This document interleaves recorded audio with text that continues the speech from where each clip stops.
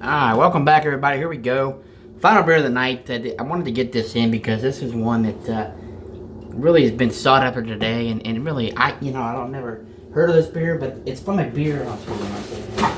It's from a company that I'm really obliged onto, and I want to thank Cameron Pritchard, Mark Lindbo for getting involved in this. So, Cameron sent a list out today of the best IPAs. That's Pace Magazine, 2018 best IPAs. This was in the top, was it 6th or 7th in America. Now, this is from the Highwire Brewing Company, located out of Asheville, North Carolina. And of course, Asheville 19, Cameron planning on the trip. This is the Hazy and Juicy Hop and Fresh. Hazy, Juicy, Hoppy and Fresh. It's a double dry hopped New England style IPA, Simcoe and Laurel hops. There it is, Highwire Brewing, folks. It checks in at 7.5% alcohol by volume, but not any IBUs. This is New England style India Pale beer with lactose. I will say the beer was canned on a 6/12, so we're about a month out, which is great for New England IPA. Yeah, rated 6th best IPA in the country. I've been super really impressed with Highwire. I've had, maybe 7, 8 beers from them. Probably going to be a first on the review line. I can't recall reviewing a Highwire beer. Great Zach Rogers, if you're watching this, turn me on to... I think I had that high-pitched Mosaic last year. Really great IPA. Their Oktoberfest was right on board with Sam Adams. Probably even a little better than Great Lakes. Is one of the best Oktoberfest. Had that on draft. They had a sour pumpkin I tried, actually, that was really phenomenal. Better than the Funky Pumpkin Boulevard. Better than the bread from Uinta. Just really been impressed. And when I say impressed, I mean none of them are KBS or CBS or... 4.5, 5s, but they've all been close to 4s for me. Every one I've tried, I have not had a beer that has not been, when I say good, 3.5, 3.75 drinkable, they've all been around 4, 4.25, kind of like a little bit above Great Lakes for me. So I've really been impressed with Highwire. Really excited to try this. Do some taps, Ale House glassware, freshly rinsed. I know one thing's a glass. Comments will come from Ken, Brent, and Andrea. That's okay.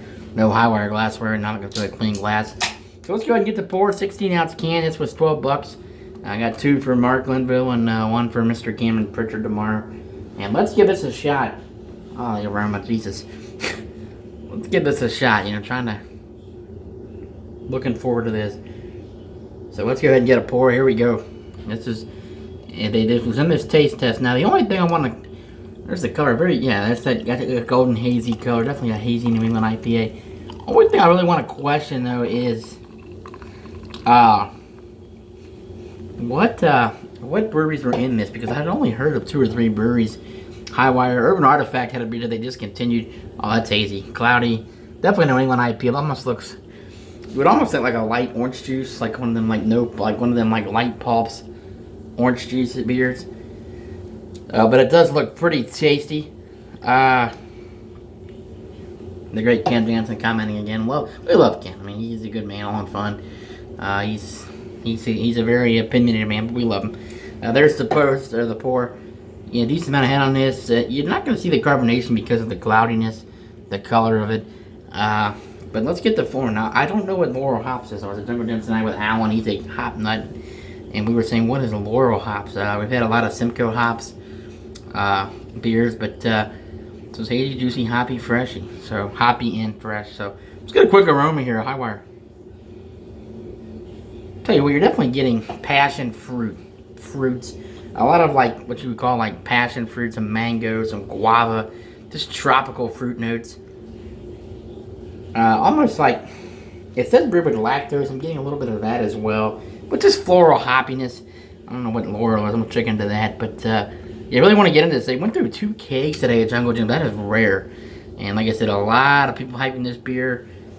And I've loved Highwire, so I'm really excited again. Let's thank the brewers in Highwire down in the beautiful city of Asheville.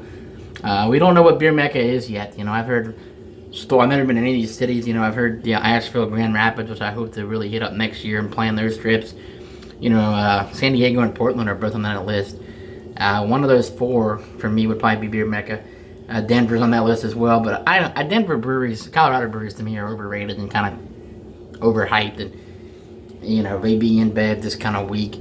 But I would think either Grand Rapids, Asheville, Portland, or San Diego would be it. Denver maybe top 10, but overhyped. They'd be in bed out in Colorado. Too much weed. They're a weed state. Cheers to the boys down at Highwire, Asheville. Here we go, folks.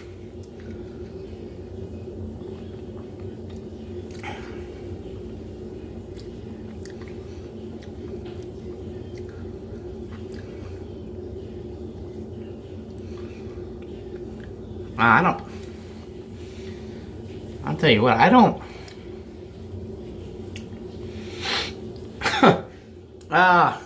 know what to say. I don't know. I don't think this is a bad beer, but I don't think this is. The palate's fresh. I just had a glass of water, a little bit of food, but it's rinsed out. This is a good beer. Definitely get some lactose. I'm getting some lactose now. Ever so slightly. It's there. It's minimal. It's one of those. It's like a sweet, like New England, kind of like a Listerman New England IPA 450 North with Simcoe, and then like a lactose finish. I would say this is more unique than mind-boggling good. I'm not saying it's bad by any means. I don't think it's a bad beer, but there's some really nice lacing. I'll tell you what, presentation-wise is nice. That's what you want in a hazy IPA. I just don't know what people are seeing in this, in my opinion. I'll get another sip. It is cold. It's cold enough. It's been in the freezer for freezer for about a half hour, 45 minutes. It's cold. You don't want these beers too cold, but chilled.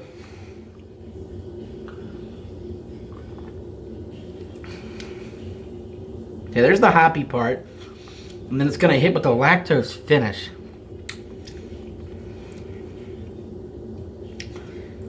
Yeah, very good. I mean, it is a good beer. I don't want to say it's a top 10 beer in IPA in America. But I do think it's a B+, maybe even an A-.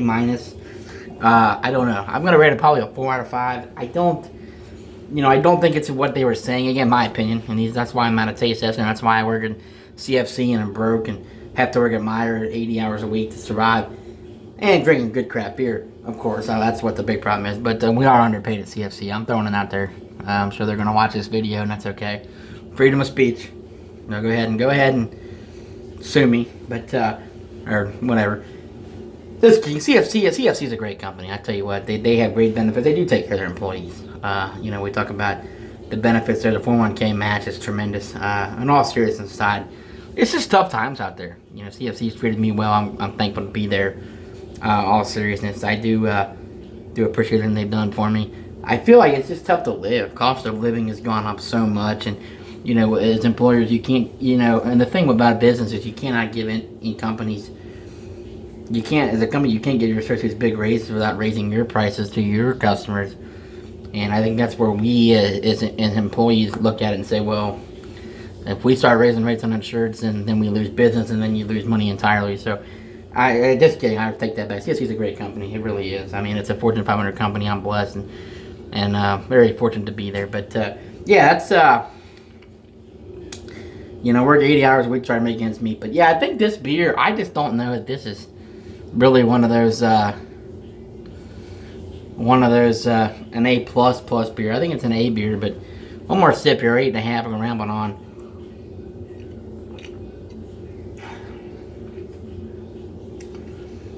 It is really unique. It is good right there. It's like a lactose milk with that IPA flavor up front. I think it's good. I definitely drink it. I can really enjoy it. I just don't think it's what it said it was for me in the rankings. I think it's a certain one that I would recommend. Absolutely. Would I drink it again? Sure. Is it my favorite New England IPA? No. But it's a good beer. So I'm going to leave it with that, folks. Let me know if anybody's had this, heard of this. I have to say it's a B+, A-. 4 out of 5 at least. I may try to tweak it to 4.25. I'm going to look at some Untappd ratings. But it's a good beer, folks. Not disappointed, but not blown away at the same time. I think it's really good. I think it's actually above average. But again, this is not unbelievable like I was hoping and expecting. It's a typical Highwire beer, as I said a couple months ago. Above average, very good, but nothing that's going to really. This is not going to be one of those beers where I'm like, oh my god, it's epic. Would I recommend it? Yeah. If you like a New England IPA, is it unique with the lactose finish? Yeah. Is it a good beer? Is it yeah. I don't almost even say it's almost great. It's a good between good and great. So that would be the B plus range. That's it, folks. I got to get out of here. Try to get some sleep with the 9 off of Meyer volleyball tomorrow. Cheers, everybody, and we'll see you guys soon. Later.